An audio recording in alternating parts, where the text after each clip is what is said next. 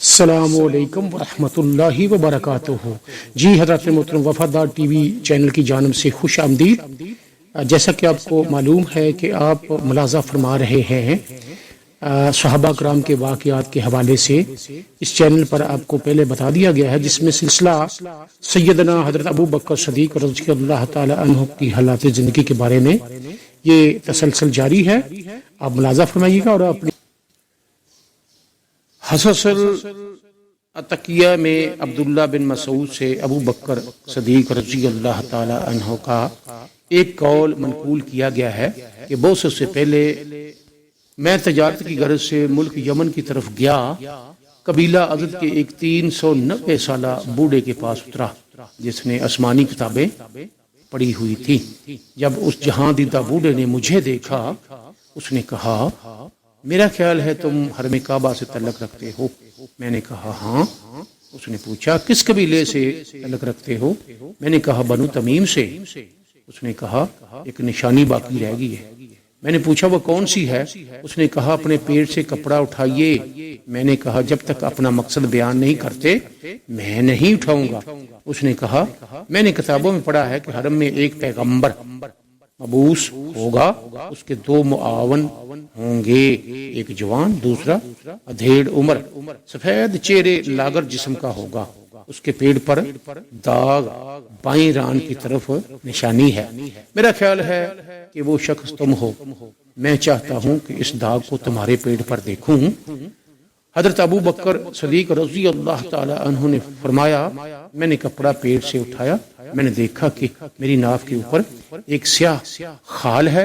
اس نے کہا رب کعبہ کی قسم وہ ادھیڑ عمر آپ ہی ہیں۔ اس نے مجھے شفقت سے وصیت کی تھی کہ یمن میں اپنا کاروبار کی تکمیل کے بعد اسے الوداع کہنے کے لیے آؤ۔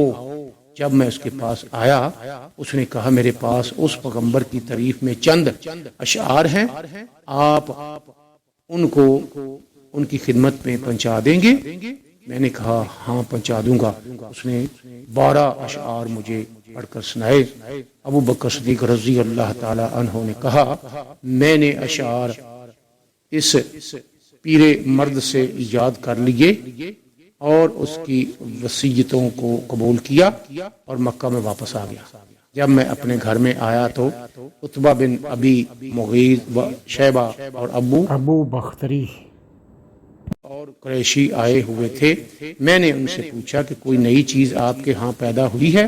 انہوں نے کہا اس سے زیادہ کیا عجیب بات ہوگی کہ ابو طالب کی کہ یتیم نے اٹھ کر پیغمبری کا دعویٰ کر دیا ہے اور ہمیں کہتا ہے کہ تم باطل ہو اور تمہارے آباء و اجداد بھی باطل پر تھے۔ اگر آپ کی امداد و اعانت اسے نہ ہوتی تو ہم اسے امن نہ دیتے۔ اب جب کہ آپ خود تشریف لے آئے ہیں، خود ہی اس کام کو پائے تکمیل تک پہنچائیں کیونکہ وہ آپ کا دوست ہے۔ جب میں نے ان سے یہ بات سنی تو ان کو معذرت کر کے واپس کر دیا۔ میں نے پوچھا محمد کہاں ہیں صلی اللہ علیہ وآلہ وسلم؟ انہوں نے بتایا کہ ختیجہ بنت خویلد کے گھر میں ہیں۔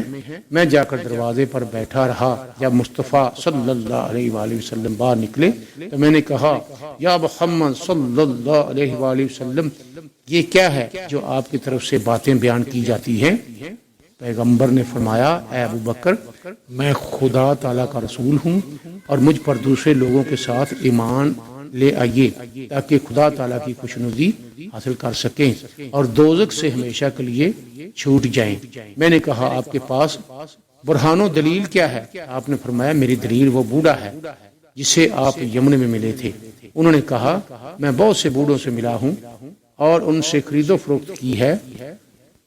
آپ نے فرمایا وہ بوڑھا جس سے 12 اشعار بطور امانت تمہیں دیے اور میرے پاس بھیجے، وہ 12 اشعار آپ نے ابو بکر کو سنائے۔ ابو بکر نے عرض کی کس نے آپ کو اس حال کی خبر دی؟ آپ نے فرمایا مجھے اس بزرگ فرشتے نے بتایا جو مجھ سے پہلے تمام پیغمبروں پر اترا تھا۔ میں نے کہا ہاتھ بڑھائیے۔ میں نے آپ کا دست مبارک پکڑ کر کہا اشہد ان لا الہ الا اللہ واشہد انک رسول اللہ میں خوشی خوشی گھر لوٹا۔